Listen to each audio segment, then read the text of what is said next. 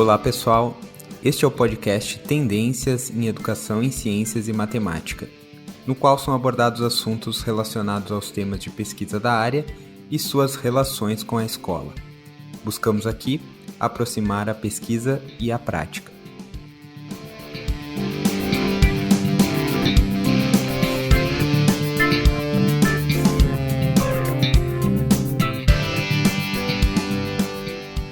Neste episódio, eu, Tobias Espinosa, e meu colega Lucas Ogliari conversaremos com o professor Natan Lima sobre o livro Redescobrindo a Teoria Quântica, um resgate dos principais conceitos apresentados nos discursos do Prêmio Nobel, escrito por ele em colaboração com estudantes de graduação e pós-graduação. O professor Natan é graduado em Física, ele é mestre em Engenharia e Tecnologia de Materiais pela Pontifícia Universidade Católica do Rio Grande do Sul e doutor em Ensino de Física pela Universidade Federal do Rio Grande do Sul, URGS. Hoje é professor de Física da URGS e coordenador do Programa de Pós-Graduação em Ensino de Física da Universidade.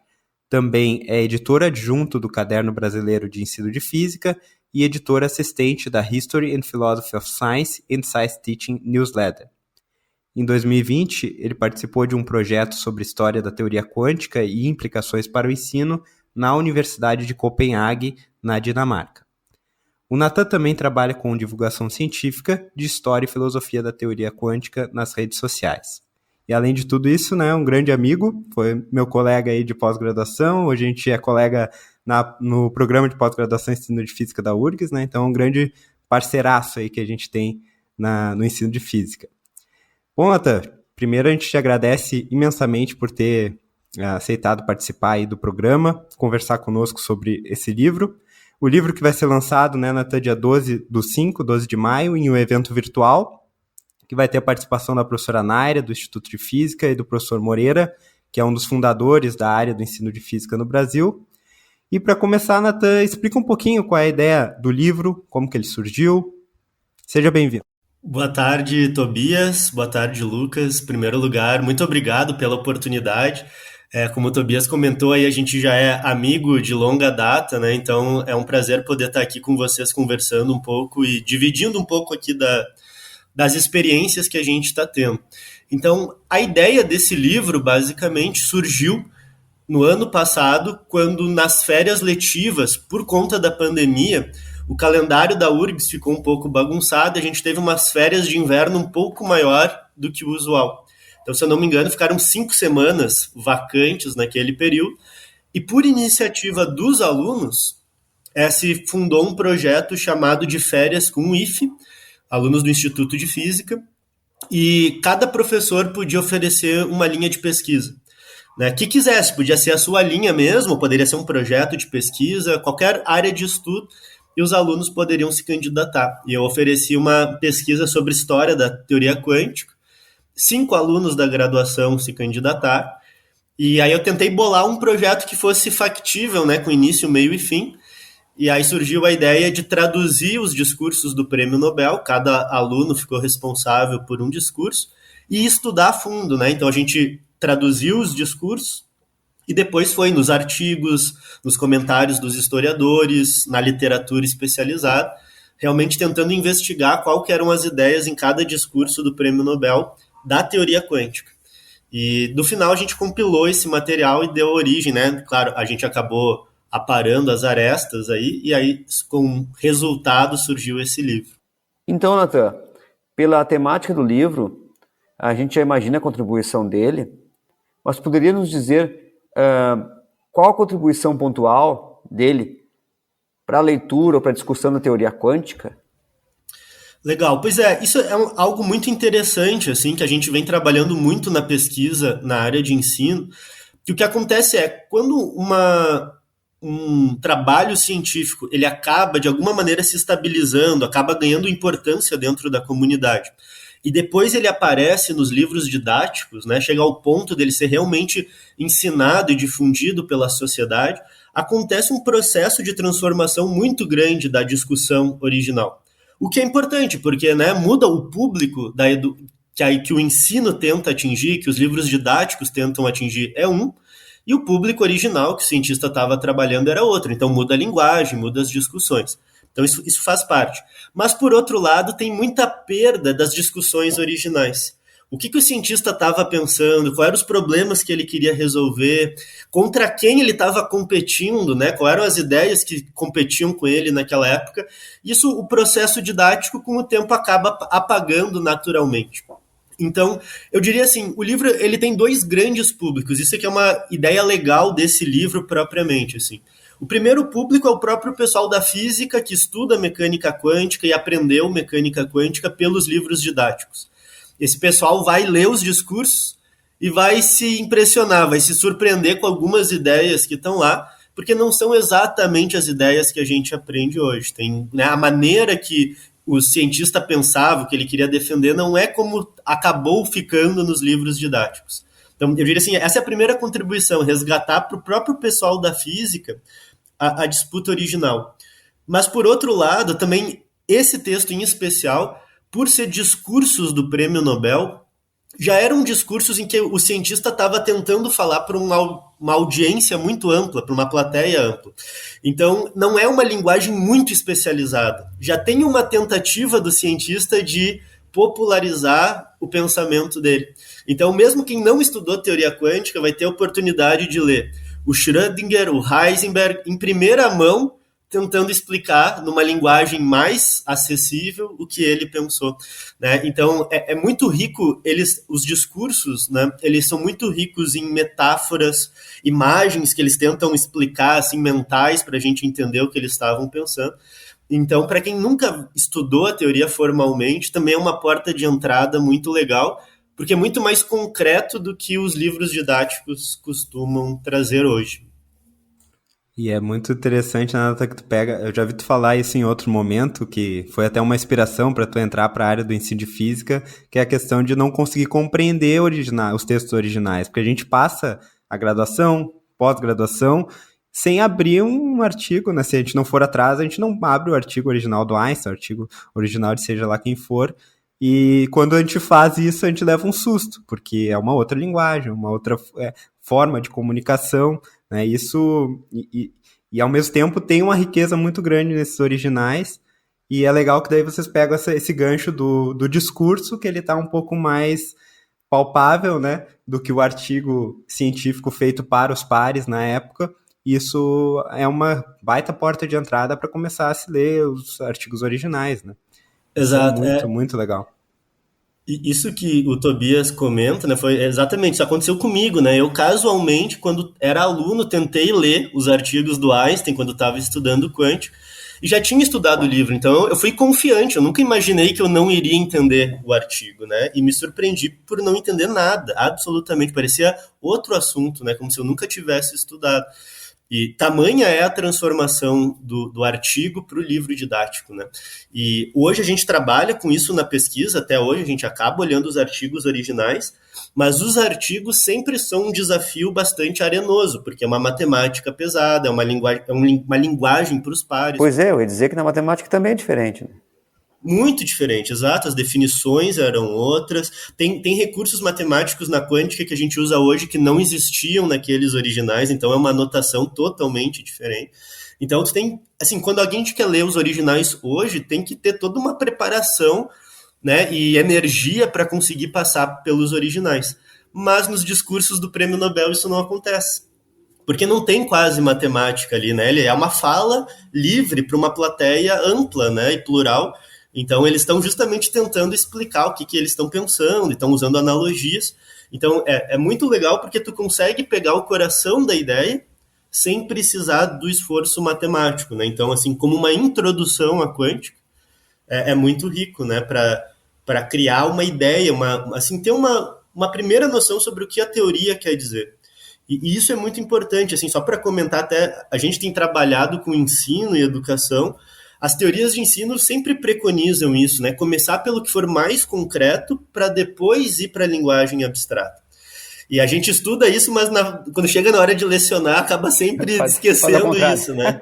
E faz ao contrário, né? Já vai direto para as equações, direto para o formalismo. E falta, então, materiais. Essa é uma carência que eu sinto. Ok, estou ministrando aula de quântica, ou sou um professor do ensino médio, quero estudar mais sobre quântica, ou quero passar para os meus alunos. Onde eu encontro textos seguros, confiáveis, que eu sei que não estão errados sobre aquele assunto, que eu posso ter algo concreto, mas com segurança, né? Isso é muito difícil de encontrar, porque tem muito material disponível na internet, e para quem não conhece a teoria fica difícil saber o que é confiável e o que não é. E aqui a gente está dando em primeira mão, a pessoa precisa nem concordar com as minhas ideias, né? Então, ali é em primeira mão as ideias dos próprios cientistas, né? E esses discursos não tinham sido traduzidos ainda, Nathan. Vocês que fizeram a tradução, né? A gente que fez a tradução. Não tinha em português ainda. Não. Pelo menos não conhecemos, a gente pesquisou, não encontrou nenhuma publicação em português. Se qualquer pessoa que entre, né, no site do Nobel, é muito bom, assim, né? Uma boa fonte de referência. O Nobel estão todos os anos lá, todos os discursos estão todos publicados, mas estão todos em inglês, né? Tem todas as palestras em inglês.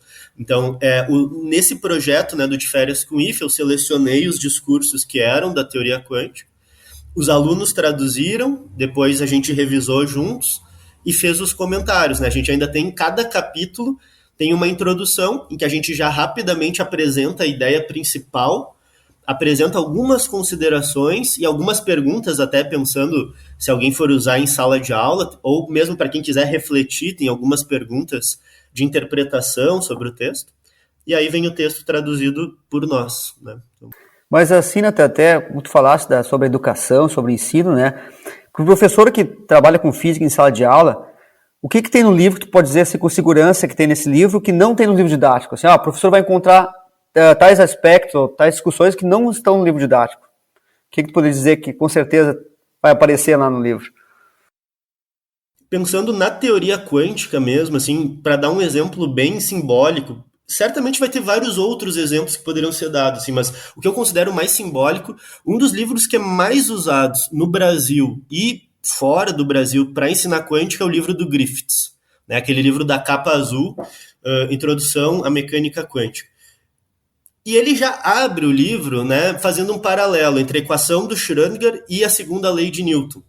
Então, na mecânica, a gente resolve a lei F igual a ma.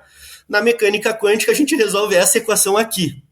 E aí ele começa a ensinar a resolver a equação. E é isso. E da onde veio essa equação? Né? O que é? Ela é uma equação super estranha, ela tem um número imaginário que até então nunca apareceu, né? Para quem vem estudando física, surge um I ali do nada. Sim. Uma equação de onda, ela tem uma derivada segunda no tempo, aquela tem uma derivada primeira. Tem uma série de detalhes que ele só coloca, a equação é essa, vamos resolver e depois tu entende. Ele até comenta algo nesse sentido no prefácio. Ele diz que saber mecânica quântica é saber primeiro resolver mecânica quântica, depois entender os problemas, né? Essa é a defesa dele. Já se defendeu. Mas aí fica essa confusão, né? Quando a gente está aprendendo, ok, até é possível, não estou dizendo que isso é errado, mas tu fica com uma certa angústia como aluno, né? O que é essa equação? Da onde vem? Esse da onde vem é justamente o que a gente encontra nos discursos, em todos eles. O que o Schrödinger estava pensando para conseguir chegar na equação que ele chegou? Né? Isso não está mais nos livros didáticos. Eu falei do Griffiths, mas mesmo outros livros que justificam de alguma forma, justificam de uma forma muito diferente do raciocínio original. E só então para comentar o caso do Schrödinger, que para mim é o mais emblemático, ele começa explicando refração no discurso dele. E ele bota a imagem de um telescópio, a luz passando pelas lentes, e ele discute, quando a luz troca de meio, ela muda de direção. E aí ele mostra o desenho de um raio de luz. E esse raio de luz mostra uma trajetória, o que poderia ser uma partícula mudando de direção. Então ele diz, olha, durante muito tempo se explicou os raios de luz. O princípio que está por trás é o princípio de Fermat, que diz que a luz percorre a trajetória que minimiza o tempo. Mas ninguém sabia explicar por quê, é um princípio meio misterioso. A gente sabe que funciona, explica a reflexão, explica a refração, mas não tem porquê esse princípio, não tem uma justificativa. Quando se propõe a natureza ondulatória, eu imagino uma frente de onda, e aí eu consigo explicar. Quando a frente troca de meio, parte da frente vai estar mais rápida ou mais devagar, e aí vai mudar a direção que é representada. Então, o raio de luz é só uma representação matemática. O que existe é a onda mudando de direção. E aí ele diz, bom, para a partícula, para a mecânica, existe uma trajetória também. E essa trajetória é descrita pelo princípio de mínima ação. Da mesma maneira que a luz segue o princípio de menor tempo. E se também for uma onda por trás dessa trajetória? Se da mesma maneira que o que está por trás do princípio de Fermat é uma frente de onda, pode ser que por trás do princípio de minimação esteja uma onda também. Então eu vou tentar encontrar a onda que está por trás dessa partícula. E aí, da mesma maneira que quando eu tenho um experimento com uma fenda muito pequena, da ordem do tamanho, né, do comprimento de onda da luz, a natureza ondulatória aparece, porque acontece difração ou interferência de alguma forma. Quando eu tenho um experimento em que a partícula, como um elétron, está num sistema que é do tamanho da ordem de grandeza do seu comprimento de onda, como o átomo, é só a onda que vai funcionar também. Então ele pega esses dois princípios e tenta, por analogia, chegar nas características dessa onda.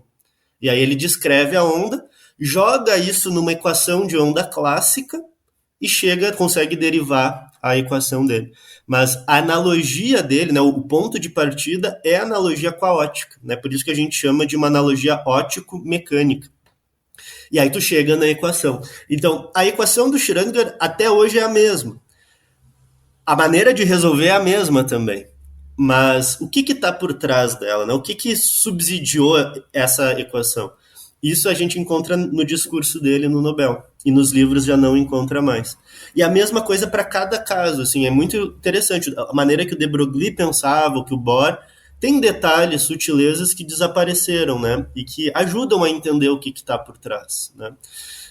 Por exemplo, de Broglie é uma teoria relativística desde o princípio. Né? Se tu chega nas equações, na relação de de Broglie a partir da relatividade. Isso não está nos livros, não tem nenhum livro que mencione, ou se menciona, se eu não me engano, o Moisés menciona, mas não usa, ele só cita isso. E os outros nem fazem essa menção. Então, é como se a gente pudesse abrir a caixa preta assim, e ver os rastros que estavam por trás, né? O que estava por trás de cada uma dessas coisas. E do ponto de vista do aprendizado, isso é fundamental, né? Porque é aí que a gente consegue ancorar esses novos conceitos em outros conceitos que a gente já conhece, né? Então, quem conhece a ondulatória clássica vai entender do que o Schrödinger está falando. E a equação de onda vai surgir dentro de uma narrativa pré-estruturada, né? O que é completamente diferente de jogar uma equação, não dizer de onde ela vem e só sair resolvendo, né? Dá sentido, né? Dá sentido Dá sentido, tá estudando, exatamente. né? Aquela equação, né? Ela criou a vida, né? Ela cria corpo, história, tudo isso aí vai ter a equação daí, né? Exatamente. O livro ele meio que parte do resultado, né? Já sai do resultado e daí tem aquela monte de crítica que a gente ouve dos livros didáticos, né? Todas com fundamento, mas fica uma coisa muito utilitarista, né? É só usar essa equação para resolver os problemas ali do livro mesmo e pronto. Mas para entendimento isso é ruim. Tu olha para ela não te diz nada, né? Se tu pegar a equação do Schrödinger, ela não vai te dizer nada. Completamente diferente tu ter toda uma narrativa por trás. Então, né, tu consegue realmente dar vida para aquela equação, né? Isso é muito legal. Não, muito, muito legal mesmo. E isso se... Tu falou, né, de um livro de nível superior, mas tu pega pro livro de ensino médio, a coisa só piora, né? Eu acho que nem vai ter, né, equação de Schrödinger. Acho que talvez não. Acho que não, né? Não chega... obviamente não, né? Tu chega num ponto que não dá. Mas nos outros casos, né? Por exemplo, o de Broglie às vezes aparece, o átomo de Bohr. Sim, né? E tudo sem a justificativa ou com justificativas equivocadas. É muito comum para o de Broglie. A justificativa que se coloca para ele é que ele simplesmente pegou a relação para fótons e postulou que era verdadeiro para qualquer partícula. Isso está em vários livros didáticos. E não está muito distante de ser o que ele fez, né? Tem todo um desenvolvimento teórico para chegar lá.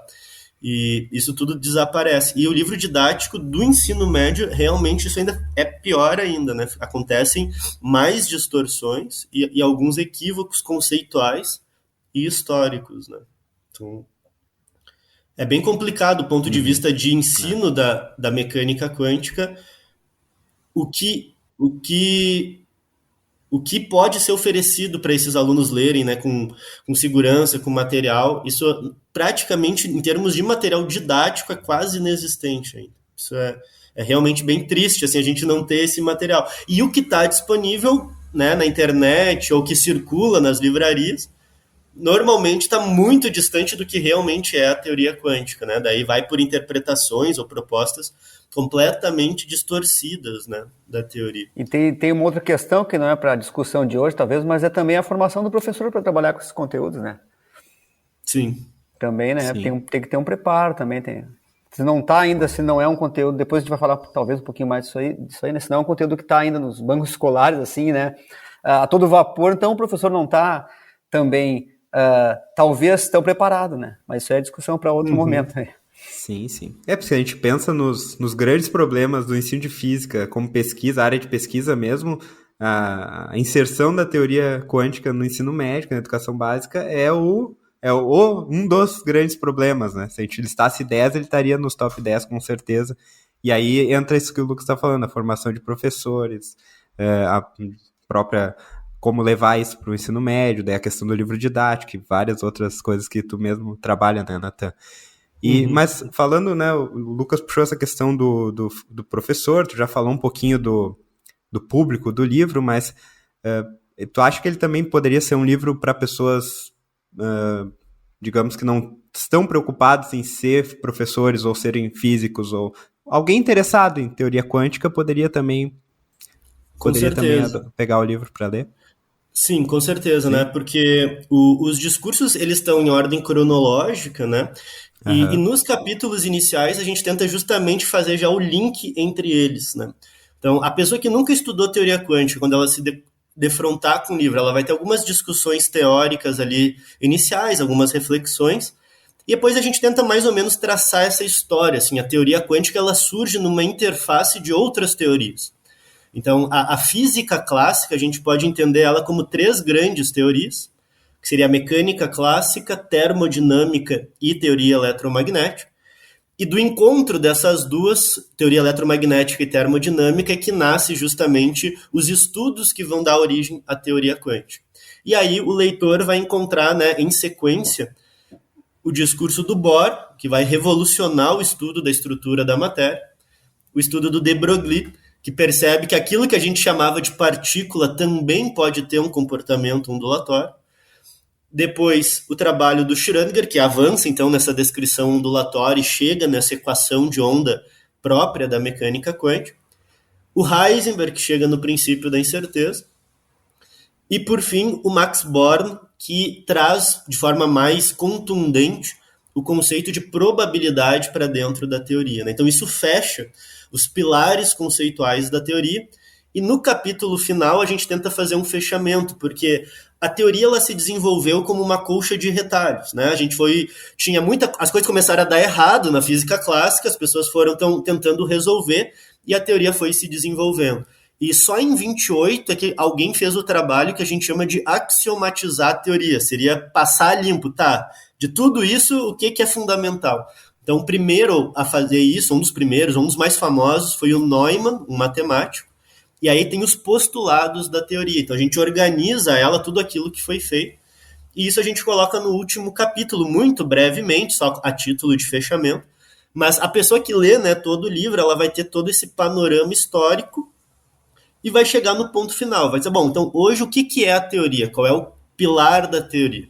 São esses conceitos aqui que são os postulados, né? Então, como quase não tem equações no livro, é bastante conceitual, a pessoa vai conseguir ter um panorama geral, assim.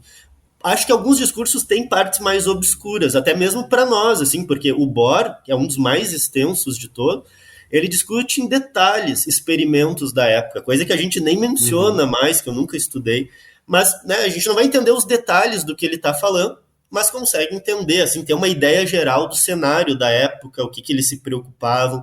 Aparece muito no discurso do Bohr, por exemplo, a questão da tabela periódica, que é uma coisa que na física a gente quase não fala, né? Ele dedica páginas e páginas Sim. mostrando tabelas periódicas da época, como aquilo foi importante para o modelo atômico, testes possíveis para tentar ver se funcionava ou não o modelo atômico dele. Isso tudo a gente não consegue ver hoje. Eu tive muita dificuldade de ler e entender detalhes nessa parte, mas a gente consegue entender o cenário que ele está montando, ele consegue entender o que ele se preocupa. E qualquer pessoa vai conseguir ler e vai conseguir ter essa ideia geral, assim, né? Sim, aí com o texto que vem antes do discurso ali, dá pra tu já vai com atenção especial nos pontos, né, que são mencionados, então fica bem tranquilo de entender, muito bom. Mas avançando um pouquinho, pode falar.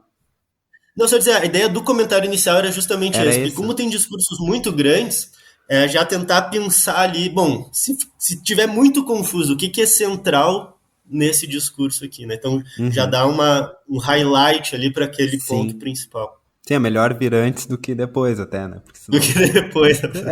Eu ia ler aquele discurso que é enorme ali, já não ia entender um monte de coisa e ia ficar complicado.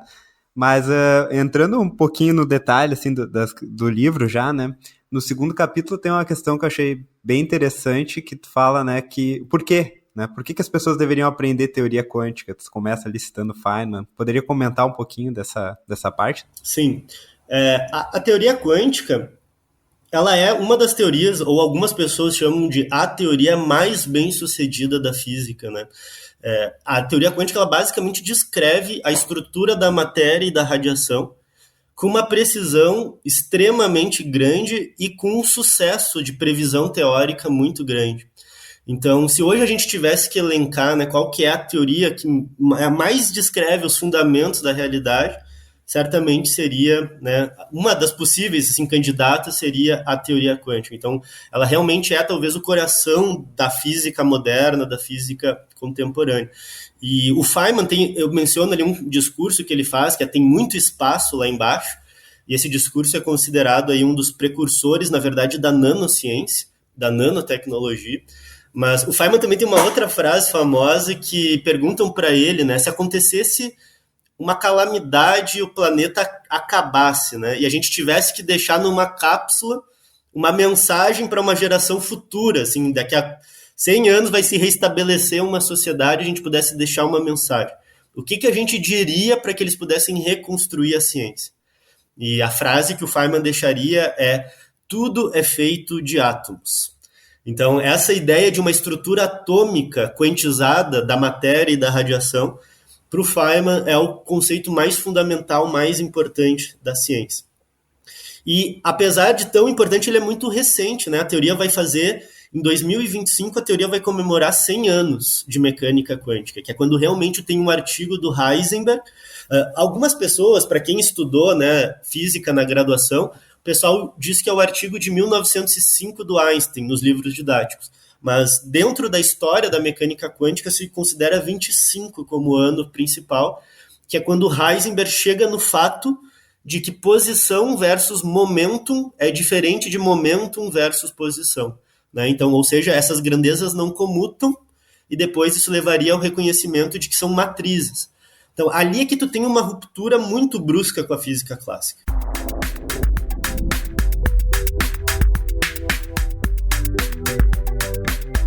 Tu falasse, né, da importância das pessoas aprenderem a teoria quântica, né? Deixou claro um pouquinho, esclareceu um pouquinho da importância, né, de toda a relação da teoria quântica com a realidade hoje, coisa e tal. E eu gostaria de saber, para quem está nos ouvindo também, pode estar curioso, né, de como é que é o ensino de mecânica quântica hoje nas escolas.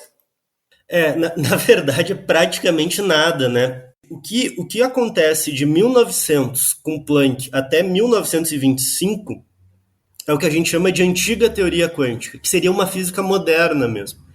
Mas os conceitos da teoria mesmo é de 25 para frente, é Heisenberg e Schrödinger. Antes disso, tu tem essa colcha de retalhos. Então, por exemplo, a visão que o Einstein tinha em 1905 sobre o fóton não é a concepção que a gente tem hoje sobre o fóton. É uma visão ainda semiclássica, né? O Einstein realmente imaginava o fóton como uma porção de energia localizada, o que seria semelhante a uma partícula, e o efeito ondulatório seria de um conjunto de partículas, e não de um fóton único, né? Então isso está escrito lá na introdução do artigo dele. Então ele imagina porções localizadas, e o conjunto é que seria uma onda.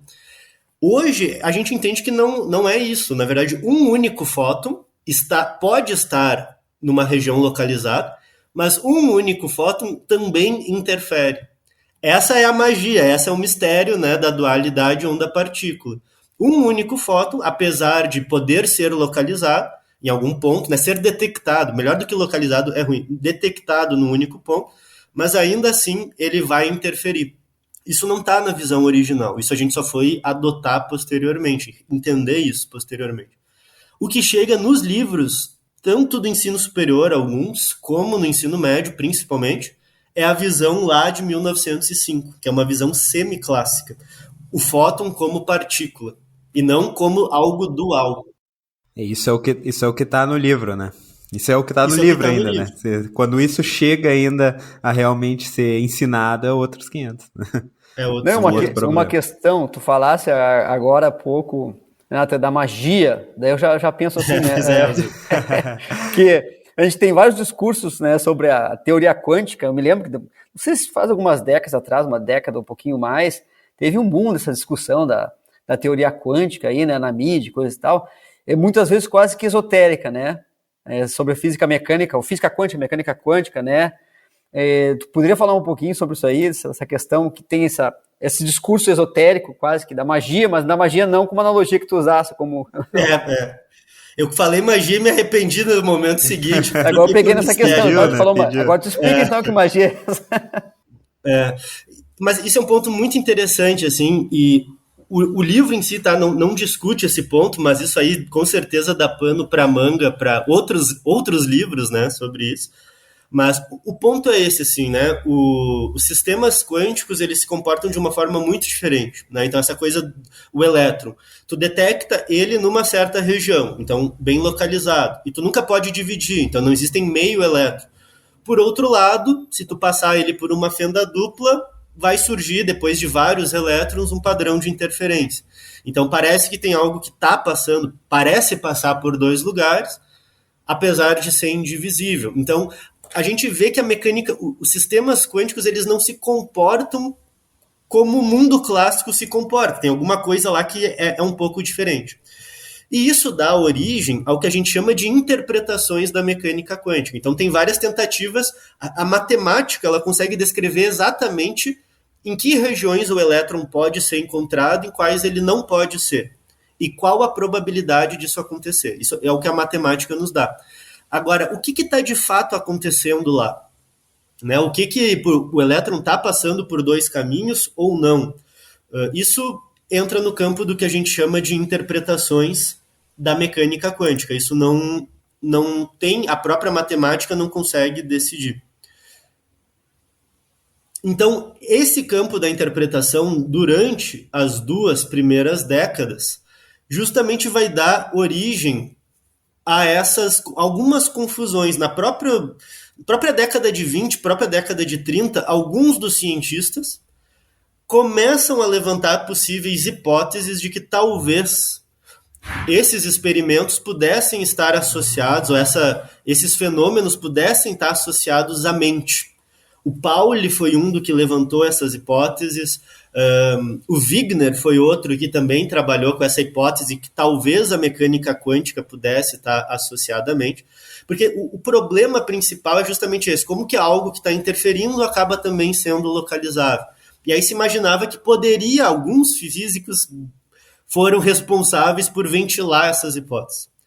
Com o passar das décadas, essas hipóteses foram sendo enterradas, uma por uma. Isso nunca chegou a ser uma hipótese que realmente foi para frente dentro da comunidade, apesar de ser ventilada pelos próprios cientistas, né?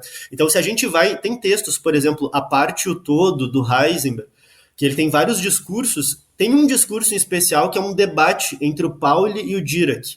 E o Pauli está lá justamente argumentando essas ideias meio místicas, assim, e poderia estar associado à consciência, e por aí vai.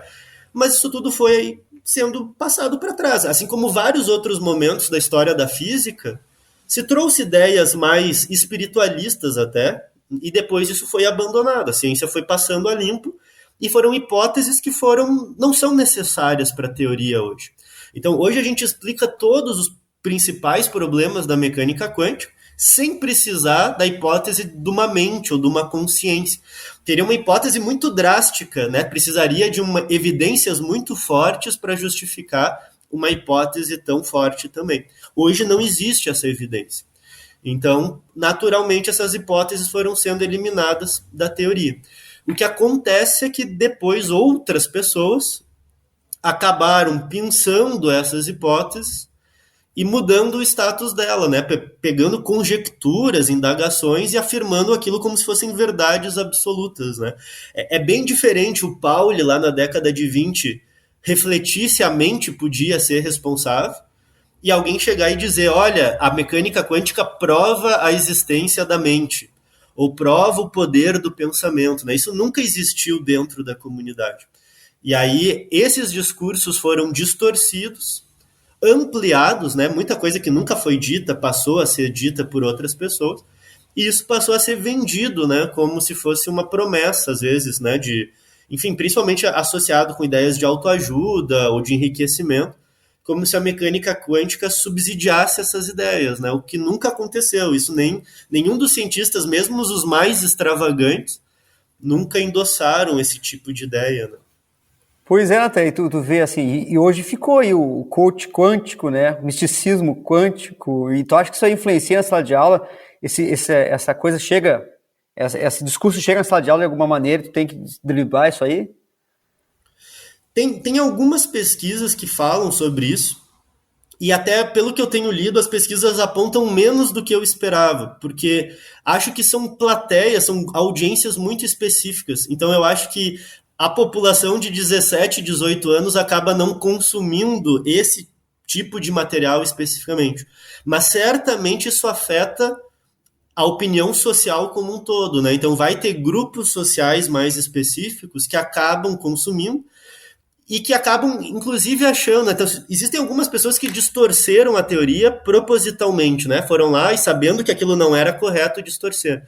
Mas isso já foi tão propagado que vai ter pessoas que acham que realmente isso é a teoria, né? E aí já consomem e digam, não, a teoria quântica prova que tal coisa acontece, né? E acham que realmente é aquilo mesmo, né? Então, isso a gente encontra já em outros setores, mas isso foi muito forte, ainda existe hoje, mas foi muito forte na década de 80, 90 e 2000.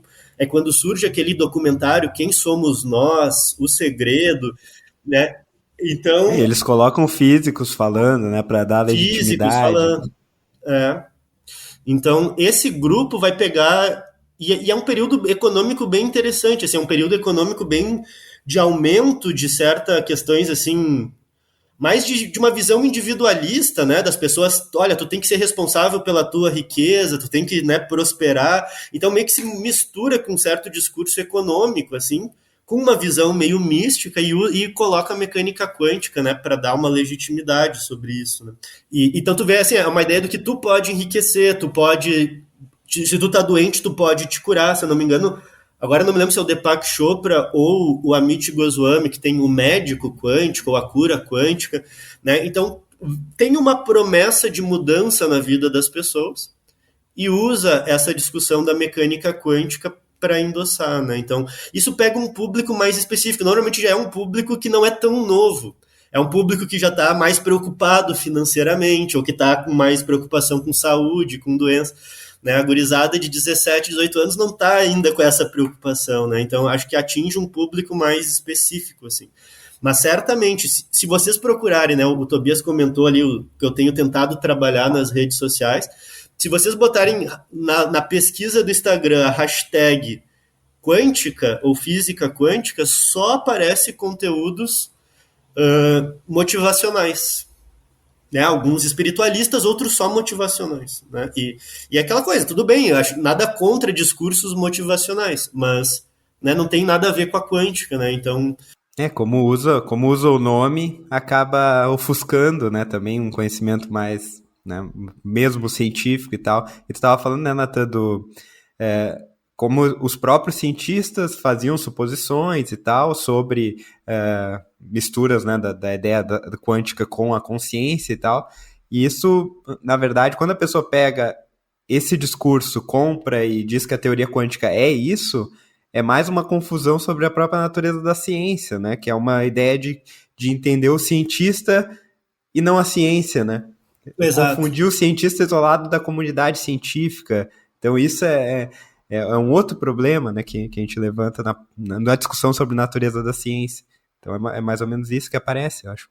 E é uma confusão também de achar que a ciência, a ciência ela tem uma dimensão criativa. Né? Então, vai ter um momento em que o cientista pode se inspirar ouvindo uma música, pode ser que ele se inspire lendo um livro religioso, mas aquilo é o ponto criativo. Para que aquilo vire científico, vai ter que ter todo um trabalho de rigor matemático e todo um trabalho de experimentação, de resultados experimentais, que vão, no final das contas, justificar de forma racional aquele conceito. Então, ainda que a inspiração possa vir por leituras diversas ou por encontros com outras culturas, ainda assim, né, o que vai garantir que aquilo é científico ou não são os resultados experimentais e as discussões teóricas, matemáticas, né, e não a inspiração em si. E isso, às vezes, as pessoas negligenciam, né? O fato de alguém ter se inspirado, como o Pauli pode ter se inspirado, como o Bohr se inspirou, não diminui também o caráter científico, né? Porque o que vai transformar aquilo em ser científico é a parte da argumentação matemática e dos experimentos, né? Outra pergunta que a gente queria fazer, Nathan, já também puxa essa ideia de natureza da ciência, né? É que em que medida que tu entende que essa abordagem histórica e filosófica, que a gente sabe que na nossa área, pelo menos desde a década de 90, é consenso de que é bom, né? Que é bom ensinar física por um viés histórico e filosófico, isso ajuda na alfabetização científica, mas o que isso ajuda, então, pode contribuir para o ensino da mecânica quântica? Que é a ideia do livro, né? Trazer esse aspecto histórico-filosófico. Uhum. Existem, assim, eu entendo que existem duas grandes contribuições principais. A maior defesa na nossa área de pesquisa é que a pessoa, ao aprender a história, aprenda justamente isso que o Tobias comenta da natureza da ciência.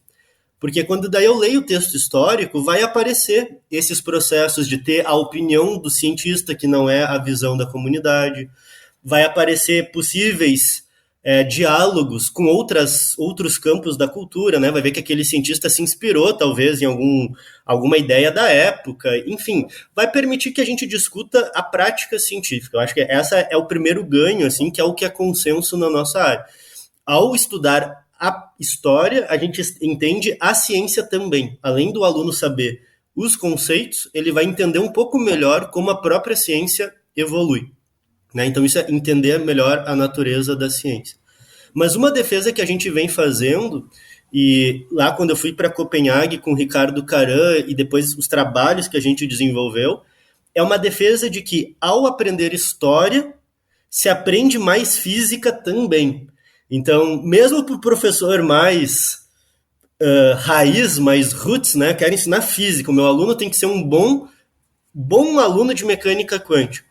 Ao saber história da mecânica quântica, aquele aluno vai saber mais mecânica quântica também. Essa é uma defesa que a gente tem feito e que não é nova também, né? O Ernest Mach já defendia isso lá no final do século XIX, início do século XX. Ele tem um livro de mecânica só por abordagem histórica. Ele vai apresentando os conceitos da mecânica por uma abordagem histórica. Justamente porque permite aquilo que a gente vinha comentando antes, né? Permite, na verdade, o aluno introduzir o conceito dentro de uma narrativa. Então, se a gente for falar de teoria da aprendizagem significativa, né? Uma coisa é tu ter conceitos isolados, né? Surge agora a equação de Schrödinger. Se ela está sozinha na minha compreensão do mundo, eu não consigo conectar ela com nada, aquilo não faz sentido para mim. Agora, se eu conto um processo histórico e ela aparece, o aluno consegue conectar aquilo com os conceitos anteriores. E isso vai dar sentido à equação e vai permitir que ele entenda ela melhor e consiga usar ela melhor do que se ele tivesse aprendido só aquilo de forma isolada, né? Então, a história, ela permite talvez fazer o que é mais difícil no ensino de ciências, que é dar sentido ao formalismo matemático. Né? Acho que esse é um dos últimos passos no entendimento da realidade, né? A gente, enquanto indivíduo, quero descrever a realidade ou entender como se descreve a realidade.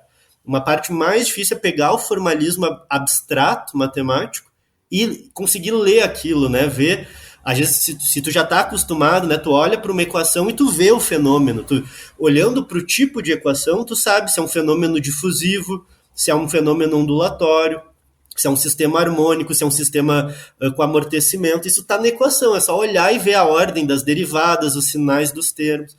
Mas tem todo um processo para conseguir chegar lá. E a história ajuda a fazer isso, né? Ela nos permite projetar sentido para o formalismo matemático. Né? Estudar então, a condição de possibilidade de ter se desenvolvido tal conceito em tal época, é estudar a física da época, saber o que o pessoal pensava, investigar isso aí, é estudar a física, né? Exato. E às vezes as pessoas elas veem isso como assim, mas não vai dar tempo, né? Não tem tempo para trazer história.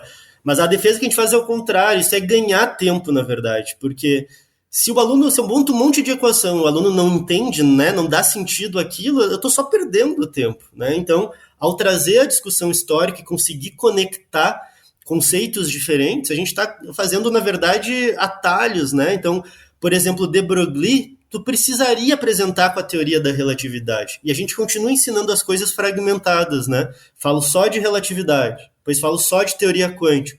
E depois o aluno não consegue fazer essas conexões. Se a gente traz o aspecto histórico, essas caixinhas acabam, né? Porque tu vai estudar teoria quântica, mas na verdade o Einstein estava falando de termodinâmica no artigo de 1905. O de Broglie está usando teoria da relatividade. O Schrödinger está usando ótica. Então, as teorias não existem de forma isoladas, né? Elas estão dialogando com os outros conceitos. Então, se a gente consegue trazer essa complexidade, o aluno ganha muito, na verdade, né? Consegue ver a física de forma mais integrada. Claro, né? E é sempre aquela velha discussão, né? A gente tem que escolher o que não adianta atulhar de conteúdos, mas a gente escolher alguns conteúdos que a gente possa trabalhar com mais profundidade, que dê mais sentido para os alunos e tal. Eu acho isso isso está falando, né? Abordagem histórica, então, contribui para que a gente tenha um conhecimento melhor dos conceitos, das ideias, da física, contribui com que a gente tenha uma ideia dessa parte mais externa, cultural, né, que o Lucas estava chamando atenção, das coisas do contexto político, contexto econômico, como isso influencia, então acaba contribuindo também para a gente entender essa parte mais sociológica, sobre como é a ciência, como ela funciona, então tem inúmeras vantagens, né, para ir por um viés da história e da filosofia. Isso não só para a teoria quântica, como a gente estava dizendo, né, qualquer aspecto da ciência tende a ganhar com isso. Mas eu também só chamar a atenção que eu acho que o contrário também é muito positivo, se a gente pensar a teoria quântica, como ela é algo mais recente, que tem muito material, muita mais informação, tem os próprios discursos dos prêmios Nobel, né? Tu acaba tendo uma fonte riquíssima para se estudar a história também, né? E as questões sobre natureza da ciência, consequentemente. Então, diferente de algumas outras partes da física ou da ciência, essa aí é um prato cheio, né? Tu tem em termos cunianos, tem uma baita revolução científica ali para ser estudada. Né? Então tem esse aspecto também ao contrário, aí que eu acho que é bem legal, bem interessante mesmo. E, particularmente, também é interessante pensar que o fato de ter esses discursos circulando na sociedade, né, também é uma oportunidade para a gente levar essa discussão para a sala de aula da natureza da ciência, né? Problematizar esses discursos que circulam e aproveitar isso como uma oportunidade para justamente explicar o que está correto, o que está errado, por que certas coisas estão erradas, né? Justificar, e não só adotar um discurso de autoridade também, porque às vezes eu vejo uma oposição a esses discursos místicos, mas só pela autoridade, né? Isso está errado. Mas a gente também tem que conseguir amadurecer enquanto sociedade para que as pessoas sozinhas consigam enxergar, né? Onde que eu busco uma informação confiável? Por que esse discurso está estranho, né? Por que não parece estar fugindo da norma da ciência? Então, eu acho que a gente tem que ter um papel mais forte, e acho que a divulgação científica é importante nesse sentido, da gente amadurecer o debate público, né? Nas redes sociais ou nos espaços presenciais mesmo, para amadurecer mesmo, enquanto sociedade, de reconhecer o que é a ciência, como ela pode contribuir, o que não é ciência, o que é confiável, o que não é. Com certeza, com certeza. E, Nathan, então, claro, para a gente ter essa divulgação e tudo, a gente precisa de bons materiais, por isso que a gente cai sempre no teu livro, no livro de vocês, né? E para a gente ir já se encaminhando para o fim, quais que são os principais episódios, então, contados no livro desses discursos? Fala um pouquinho mais para a gente. Dá um spoiler. Então, assim, né, os principais episódios que estão presentes, o primeiro é o átomo de Bohr, e é interessante porque esses episódios estão presentes nos livros didáticos também, né, mas é a maneira como eles são contados que está diferente, né, mas o primeiro é o átomo de Bohr, que vai ter uma ruptura na descrição da estrutura da matéria, mas mais do que isso, né, o átomo de Bohr, o próprio Bohr comenta isso, ele rompe com a noção de causalidade. Então, quando um elétron está num nível mais externo, nível 5, ele pode pular para o 4, para o 3, para o 2 ou para o 1. Existe uma probabilidade de transição para cada nível, mas eu não sei dizer exatamente para qual nível será, só a probabilidade. Então, pela primeira vez, eu conhecendo o presente, eu não consigo saber exatamente o futuro. Pela primeira vez isso acontece na física. Até então as teorias, se eu conhecia as condições iniciais, eu previa, né, o próximo momento, o que o sistema está. Então o primeiro capítulo ali de física é mostrar como que o conceito de causalidade acabou sendo abandonado com o átomo de Bohr. Depois é entender a dualidade onda-partícula com de Broglie. O de Broglie imaginava que uma partícula parada, na verdade, era um campo infinito pulsando. Como se houvesse um campo, né, por todo o espaço vibrando com uma certa frequência. E a partir das equações da relatividade, tu consegue, então, associar frequência à energia e, a partir daí, tirar algumas relações matemáticas e ver como é que esse elétron, onda, se comporta. Então, esse seria o segundo episódio. O terceiro é a visão ondulatória do Schrödinger. Tudo para o Schrödinger era onda, não existia partícula, que era o que eu comentava anteriormente, né? Ele usa a analogia ótico-mecânica para supor que não existem partículas. Por outro lado, o próximo capítulo mostra o programa do Heisenberg, que defendia o contrário. Só existiam partículas e não haviam ondas. Isso é uma coisa que também a história acabou apagando com o tempo, mas Schrödinger e o Heisenberg, eles rivalizavam, eles eram rivais pela interpretação. Não eram coisas conciliáveis na época, eram coisas que se opunham. E aí a gente chega na visão do Heisenberg. E termina no último episódio, que é o Max Born, que de alguma maneira concilia as duas visões e introduz o conceito de probabilidade. E aí o Born mostra que essa função de onda, essa onda do Schrödinger, é uma onda de probabilidade. O que isso quer dizer é alvo de disputa até hoje, né, pelas interpretações da teoria, mas ali pelo menos ele consegue mostrar que empiricamente ele conecta a teoria com os experimentos. Né? A função de onda do Schrödinger ao quadrado está associada a uma probabilidade que eu consigo medir experimentalmente. Né? Então esse é o último episódio. Então esses são os discursos, né, que estão lá, e a gente sempre tenta ressaltar qual é a ruptura conceitual mais forte com a clássica em cada um desses 5 discursos aí.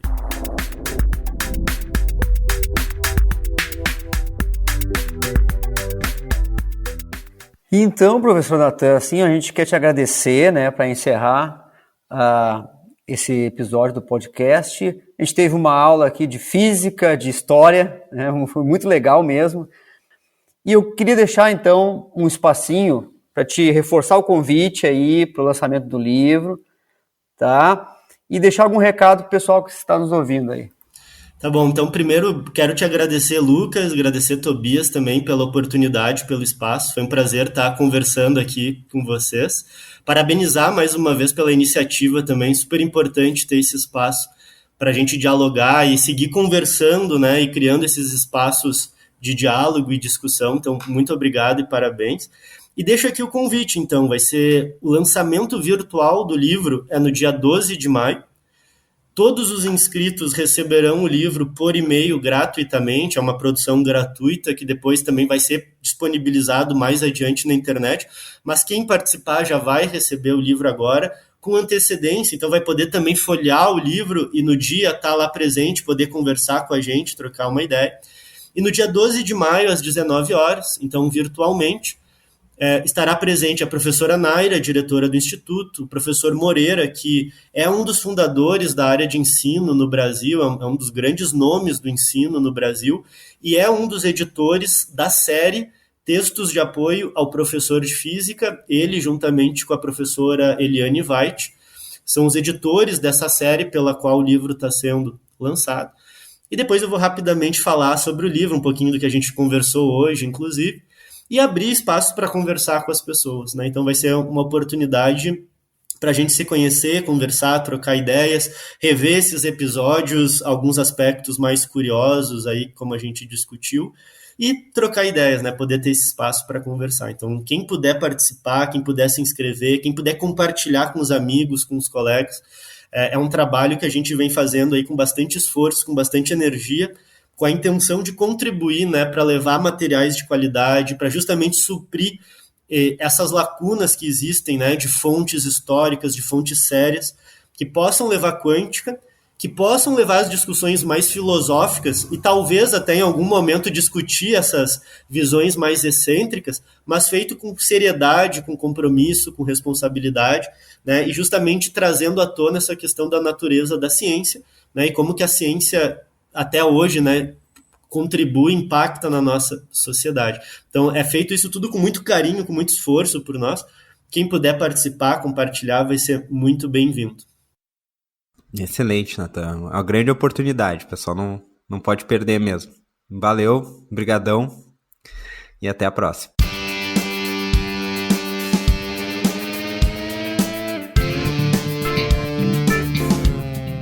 Hoje o professor Nathan nos apresentou o livro Redescobrindo a Teoria Quântica, escrito por ele e um grupo de estudantes de graduação e pós-graduação da URGS. Debatemos também a importância da história e filosofia da ciência no ensino e como a teoria quântica aparece hoje na sala de aula e nos livros didáticos. Se vocês tiverem alguma questão sobre o episódio, podem entrar em contato conosco através do site tendenciasecm.furg.br ou pelas nossas redes sociais. Até a próxima!